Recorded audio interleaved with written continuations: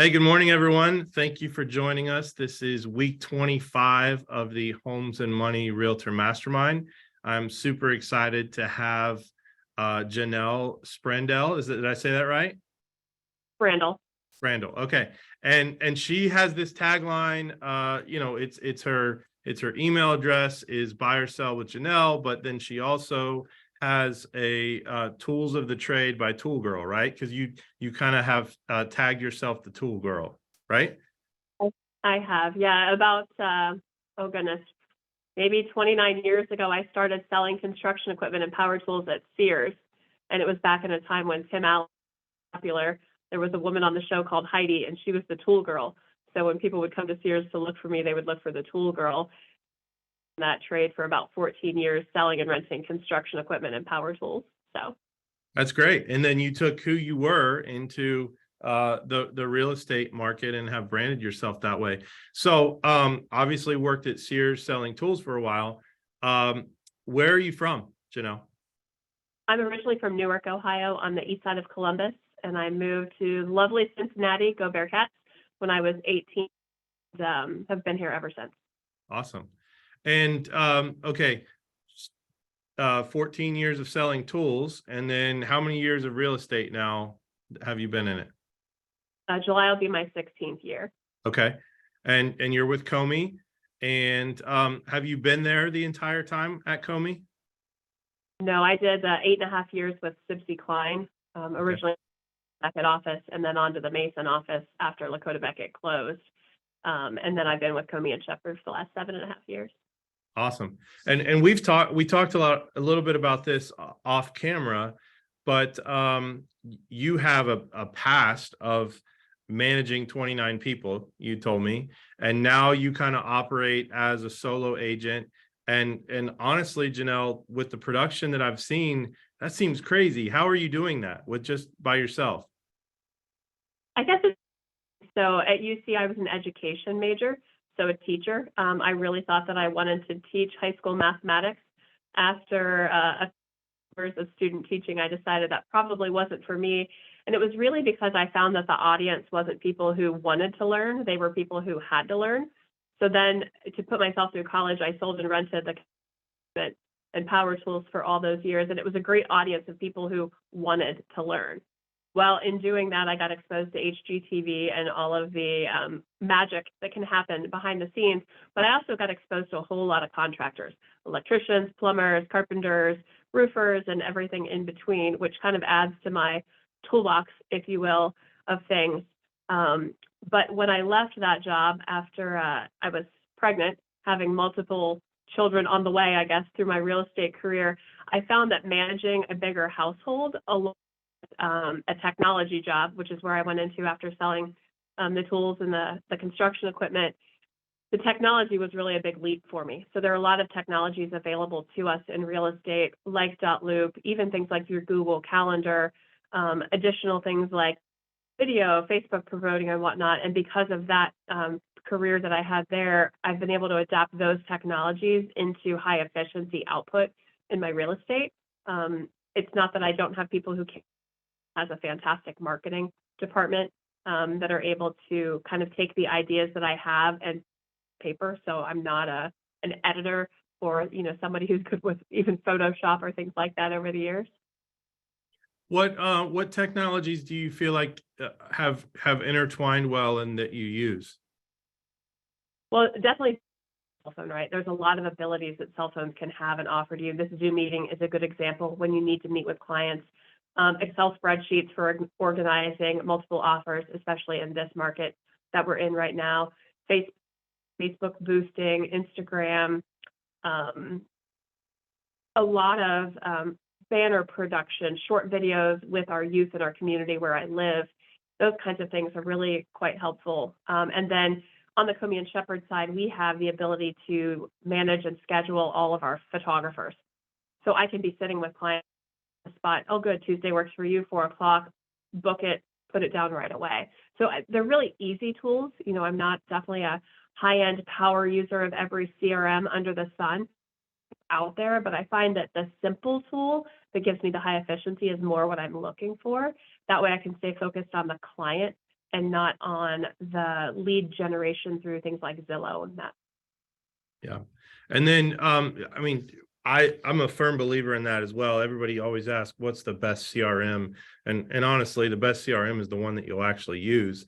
So I think that's why when you say tools that you have and use with high efficiency, that's what you get the most out of. So you could have a CRM with all the bells and whistles, and if you live and breathe it every single day, it'll be great. But if you don't, you're not going to get what you should out of it. How do you manage past clients and referrals and such? Do you use a basic CRM for that? I have a basic CRM to kind of capture the transactions and whatnot. I think Dotloop even itself has a lot of great hand features. You know, I'm definitely someone who doesn't prefer to pay for a lot of extra bells and whistles and technology, to your point, that I'm not going to use. Anyway, to me, that just kind of bogs down the whole process. I prefer to use my time. I'm a talker. My kids at Mother's Day in front of church, they said, well, what's your mom's? And my son, God love him, at 10 years old, raised his hand and said, my mom is best at socialization. Probably not exactly what I thought I was going to hear on Mother's Day that he thought I was. But I'm definitely a talker, a dialer. A lot of my market base, I would tell you, is probably ages 45 and 50 and up. And so the way that they prefer to communicate may not be the same as the 20 plus mark. Yeah. Yeah. You said you live in Morrow now. Most of your business, is it kind of in the Morrow community, or do you kind of branch out and go anywhere? So about 55, 60% of my Warren County, kind of that Lebanon, Morrow, Mainville area. But then the rest of my business really falls in. I'm married a West Sider, so my husband's from Blue Rock Road. His family still pretty much lives over that direction. So I do a fair amount in that Northwest, Coleraine school area. But more than 90% of my business is based. So if I get a call from somebody, I have a listing in Lynchburg right now. Earlier this year, I sold a house along the Ohio River, an hour and 10 minutes from my home. It was also a referral from a loan officer that I've worked with. And the unique properties that really need, someone who's looking for more than a cookie cutter approach are things that get me a lot of additional referrals. Sure. Okay, that's a perfect lead in, and I promise I didn't initially ask the question that way, but for our audience that's live, and then the people that are going to watch this recording, when I set this interview up with Janelle and asked her to be a guest, she had the idea that she would do this in a listing that is not on the market yet. So honestly, that's why her camera is blurred in the background, because we can't show you anything about the listing yet. It's not even coming soon.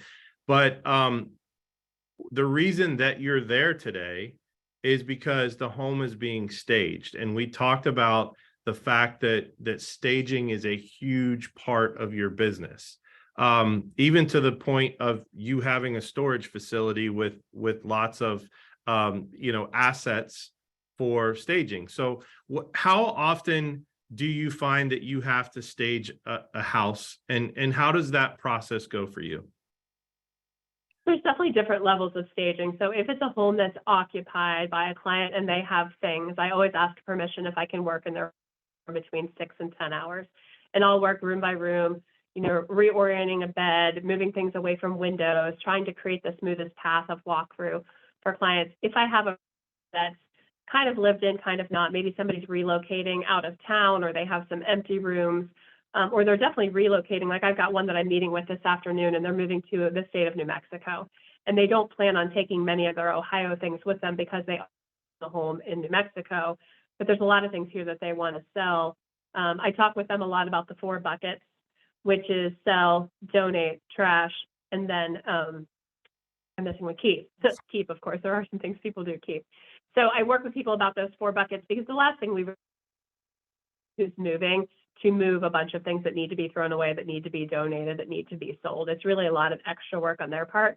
But the houses that don't have all those extra things really do show well. We wind up with a house that's too empty, and it's hard for people to visualize the purpose of rooms or how they might utilize the house. So I either work from my storage unit to finish out a property. I own a shower curtains, a lot of kitchen tables, a lot of bar stools, a lot of knick-knacky stuff, as my husband would say.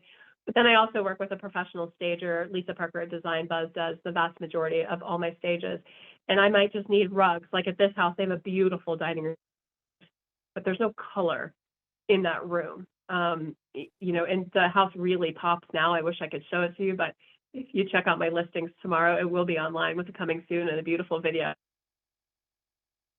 Yeah, hint, hint, right? So, you know, I'm in my second house, and honestly, you know, probably one of those, um, you know, abnormal people that we've been there now 17 years. But when we were buying our first house, you know, I'm going to give it away, like almost 20 years ago, that was still the market where it seemed like agents were walking in and saying, you need to get rid of all your wallpaper. You need to paint the house white so that people, we haven't really been in that market lately because quite frankly, stuff moves so fast, it doesn't matter. Do you see Mhm. that coming back to where you're having to go in and say, not only are we going to put, you know, rugs and furniture in, but I also need you to paint the walls white or, you know, stuff like that? You know, every property really is different and every person's situation is different. So while I would agree with you that virtually any house will sell, right? If the client's objective is absolute top dollar, or they're using that equity to buy something else and they really need to get everything from it, then there are some extra steps that need to happen. Only about 20% of buyers can walk through a door and visualize style in a home. They can visualize the teenage kids crap off the floor. They can visualize, you know, the green room turned into something gray. But the other 80% of people just get paralyzed when they walk through a door. If they don't like your light fixture, some of them are just frozen. If they feel like there's too much furniture in a room, they think the house is too small. It could be 3,000 square feet and they feel like the house is too small. So creating those optics that appeal to the 20% of buyers no matter what, but also pick up the 80% of buyers, I think is a huge win. And it also goes back to another statement that I had said to a group of COMI agents in a meeting last month, which is I want to set the expectation that agents do more than put a sign in the yard. And people who have that feeling that there is no real service that goes along with that. We stick a sign in the yard, we go have cocktails at the pool, and we wait for the offers to come in, especially in this market where people are touting over asking. But service that goes along with that, I think that says a lot to do with my brand. I even work with people years after, like if you and your wife bought a house 17 years ago and you couldn't afford the bathroom of your dreams, you call me 3 or 4 years later and say, Janelle, come over, let's do this. And I'll work with them and contractors on the design that help them get that private bathroom, toilet room that they've been looking for, or the finished basement with an office space, but yet a playroom for the kids. Don't just break up with them after the transaction's over. Yeah, no, that's fantastic. And, you know, um, because you mentioned like technology and tools available, again, this may not ever come to fruition, but you also mentioned your passion for HGTV. Do you feel like the Joanna Gaines, you know, iPad of look at what this house could be type thing? Do you think we'll see that in agents' hands in the near future so that maybe work doesn't have to be done before the house sells? To help that 80% visualize? You definitely have to find the balance of representation and misrepresentation. And so you're even seeing it a lot with virtual staging. People ask me all the time, Janelle, why do you spend all this effort in physically staging a house when you could pop in some digital chairs? We'll get the same idea. And I said, well, there's two pieces to the pie, right? There's the piece of the puzzle where the client is attracted to what they see online and they're wowed and they make the appointment and they walk through the door and here's this giant empty house. And it doesn't work for the 80%, right? It works for them to get them to the door, but then they get there and they're so disappointed because now their space senses are gone. And so I think we're still very much a touchy-feely see society. But I think that if we're misrepresenting properties where, oh, look, this kitchen could now have stainless steel appliances, even though you walk in and it's olive green from the 70s, I think we have to walk that fine line of representing exactly what is there and what they're buying. Yeah. Yeah, no, I think that's really good.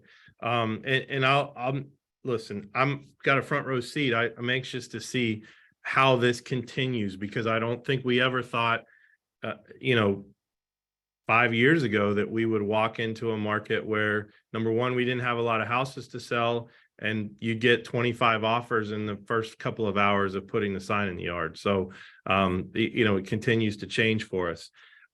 So having said that, the inventory side of things, I mentioned to you that I was at a closing yesterday, and it was said at the closing table that the house had been empty for 20 years. I can't even fathom that, Janelle, that in this inventory shortage, let alone a regular one, that houses would just sit empty because they are assets. And if they're empty, they're not generating income either. So, is that common to you? Do you see a lot of houses, and how, if so, I mean, we could solve a big problem if we figured out how to identify all the empty ones and then talk people into selling them, right? Yeah, it's definitely a subject that I preach on quite a bit. So the empty house really is the crux of all our. You've got siblings, mom and dad may have passed away or moved into a smaller, property or in some kind of assisted living, and somebody's got to take care of the lawn, paying the bills, getting the stuff out, putting it up for sale. And a lot of times if people have passed away, people are grieving, right? And they're clinging tight to that stuff as if somehow it's going to bring our loved one back, and it's not. House that sits empty, and the longer it sits empty, the less people want to do something with it, right? There's little league, there's soccer, school play, there's summer vacations, and digging out an empty house is not attractive to anybody. However, as an agent, if we spend some of our time, if you will, networking and talking to our sphere of influence, discovering those empty houses, and then step further and offering the service of helping them get it done. They've probably already looked for the secret coin collection that's behind the wall. They probably have their favorite pictures out of there, but let's deal with the rest of the stuff because, to your point, we need inventory, and many of those homes are smaller and in a lower price point, and that is where our buyers are starved. If you're in a higher price point, things are coming up slightly more often and there's fewer people looking. You might have 30 people look instead of 65 people look, but it's tough out there for affordable housing, and it's a good way to replenish that inventory. Yeah, and you talk about the sensitivity of the marketing side. I think that message has to be carefully delivered, because when you when you're constantly talking about trying to find empty homes and being a crux, like you said, I a lot of times I think about the signs on the corners of the road that say we pay cash for houses, that type of stuff. I think if we do a really good job of articulating the young families that are looking for a place to live and they can't find stuff or even afford the limited number of houses that are out there, then that starts to pull it at the need level instead of the greed level, correct?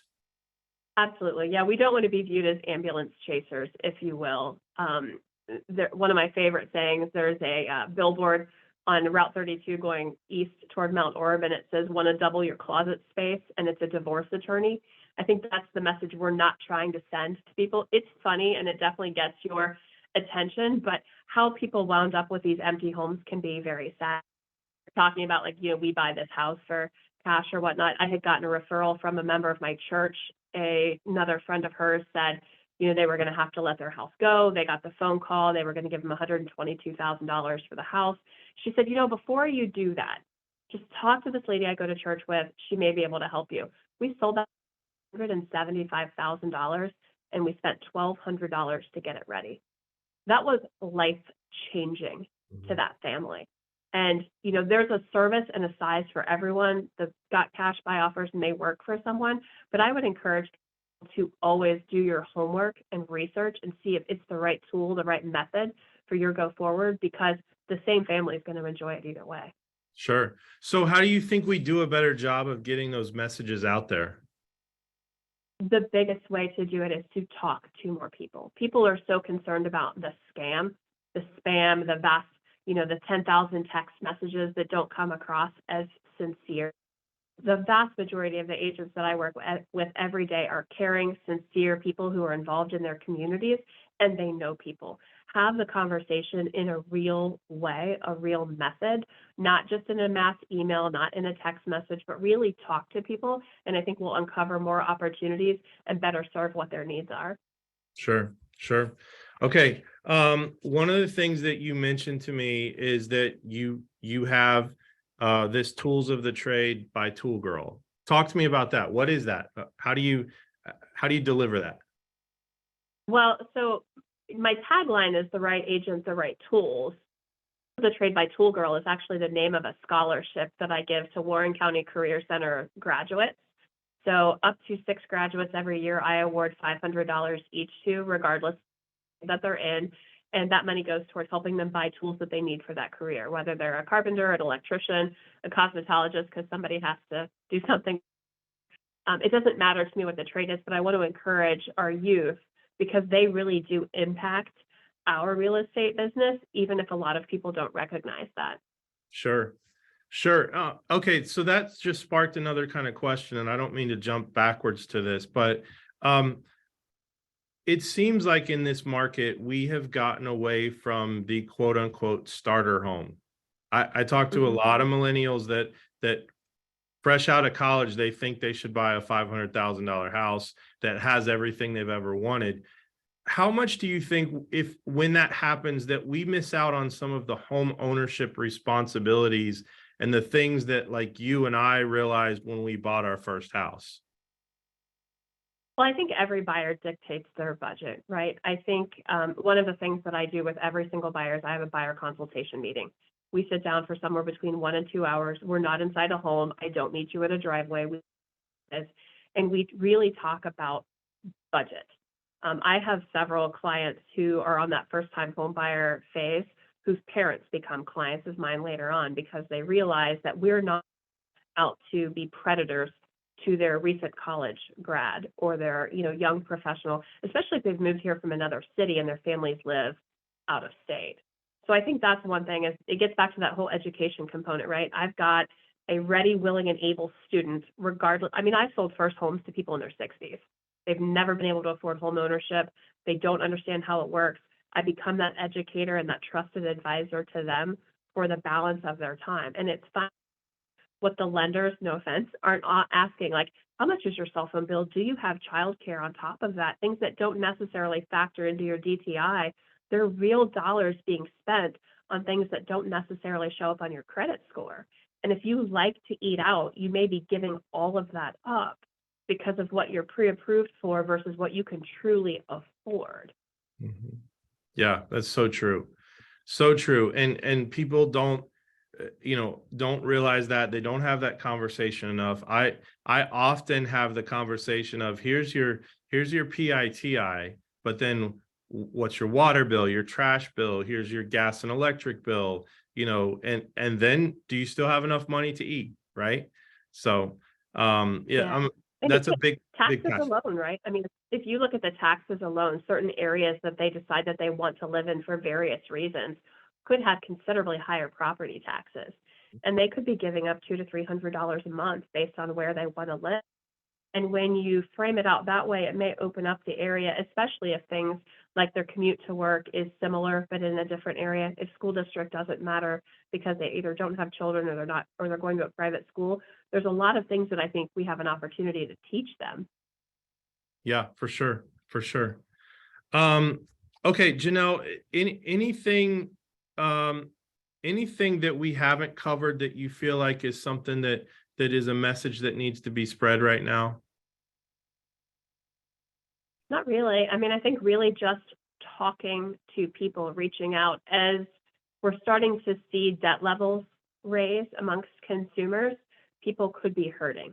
And Mhm. it's another reason to be talking to people, not because you necessarily want to create an opportunity to sell or buy or both, but people have looked at you in the past who you know as that trusted, and it might be a good opportunity for them to refi. I hear commercials regularly that talk about getting an equity line of credit to pay off your credit card bills, right? In just a matter of hours, you could have this available credit to you, reduce your payments. That may not be the right answer what someone's trying to do, but commercials make everything sound fast and easy. And when Yeah. we're dealing with our finances, we shouldn't be making quick, easy decisions. They should be thoughtful and planned, and using someone like yourself, like a financial advisor, like an agent, if the real estate is going to be a part of it, to understand what they're up against and what's really the best overall solution, not just the quick 15-minute phone call. Sure. It's the biggest thing. And you're preaching to the choir here. I put a big post on Facebook last week, but I can help you, but I can't change your behavior. And that has to be part of the conversation as well. So, Mhm. okay, Absolutely. Patrick, Dustin, do you guys have questions for Janelle? Okay, Patrick put this in the chat. What advice would you give to a realtor with clients on the fence of selling due to mortgage rates and the current inventory issues? Well, I have this conversation too. 6 years ago, my husband and I bought our home, and rates were 5.75 then. We're kind of about back where we are now, maybe just a little bit over in the last couple of weeks. But I think you have to look at your business and how your home ownership factors in your bigger financial wealth and what you're currently doing now. If your holdback really is, I don't know where I would go, the fear of being homeless, then I think that's something we definitely have to lay out there with them. But the interest rates themselves should not be the only for what people are looking at. Sure. Yeah, I'll just jump in with this for a second, Patrick. That we hear this quite a bit, that people are emotionally attached to their rate, and actually, interest rates are something of emotion. They're not tangible. It's not, get out your wallet and show me how much money you have. They can brag about their interest rate, but it's not a tangible thing. And so when you hear somebody say, I don't want to move because I have a 3% interest rate, a lot of times that person is paying 9% on a car loan and 24% on a credit card. And, so it's more of a blended interest rate amongst all of their bills. And that's just it's an eye-opening conversation that needs to take place. So Dustin says, what type of Facebook marketing would you recommend? I do Facebook marketing for all my listings, but never to acquire new listings or to connect with more people. So I have both a personal page and I have my Sold by Tool Girl business page. The business page allows you to do things boost where you can spread out a listing, probably something Dustin is already doing and other people. But the vast majority of my Facebook posts are meant to showcase how I treat a client, their community, how I treat a listing, and different things that I can do along the way. People infer from that maybe they should talk to me as a listing agent. It's not a direct call of, hey, call me and list your house. Hey, call me and list your house. There may be a tagline buried in, like I posted something about how to kill ants on Sunday because everyone seems to have an ant problem right now, myself included. I have a great product. I've used it for years. In 2 days, they're gone. So I posted something about that. I tagged my favorite pest guy to go along with it in case somebody's got a bigger problem, than what I do. But if you're looking to buy or sell the house, I think that's where I'm to tag that. Hey, look, Lisa's here from Design Buzz. Hi.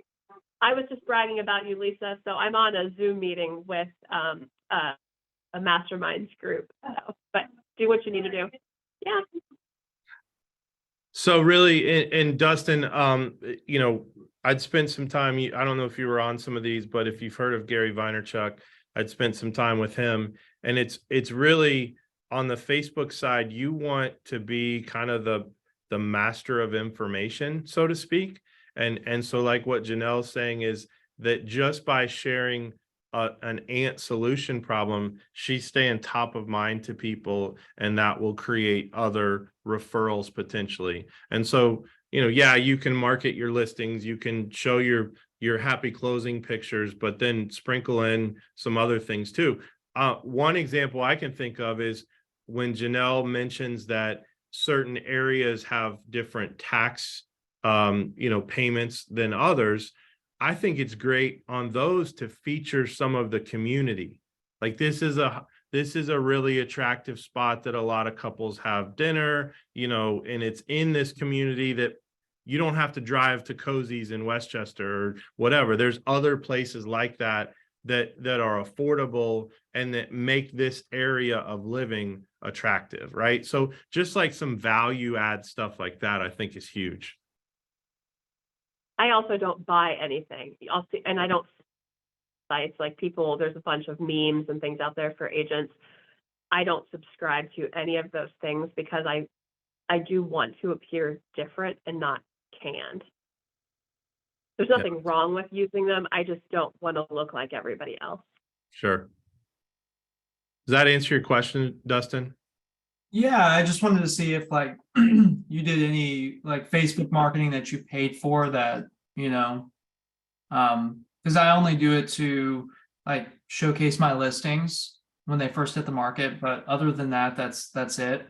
And I know some agents have had success with Facebook with some of their marketing, but I don't even know what that means. Like, how does Facebook even find the people to market to? Yeah, so it all depends on what the previous searches have been under. When you're boosting, it pulls out like 5 or 6 or 10 tags. Plus, it's got all these cookies that are following other sites that they've searched on the same browser. Is how it determines who they're going to start chasing with ones that you've boosted. But usually, that's how I would attract a buyer, right? I would have a list of buyers I'm like in search of, and I might post that on my page, and someone would reach out and say, my grandma, has her house. It doesn't really become a listing per se for me, but it may be a solution for a buyer on there. My listings typically just come from true, pure interactions with people, right? I volunteer mow for our youth football team. I sing in the church choir. I play euchre with a group. It's just truly through pure. All right. I found a euchre tournament. Here we go, guys. But all right. I sound like tell me when and where. Okay. Perfect. But you know what I mean? I think really by just being yourself, I see people who are big pet activists, people who are super environmental focused. By being who you really are, people about your passion for real estate and how you've helped people, it's far more genuine than probably most anything I could post on Facebook. Yeah. Yeah. And I'll say this, Dustin, you probably already know this, but just in case, your hashtags are critical.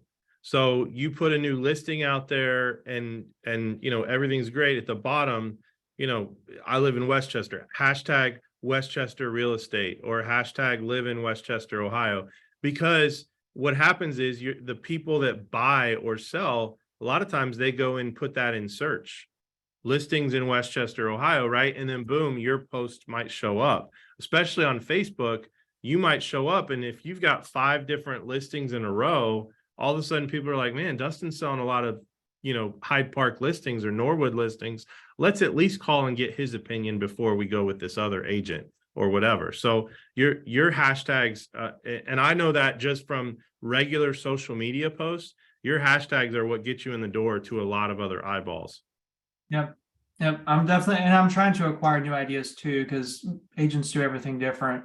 So, and I'm not tech savvy at all. I'm really not.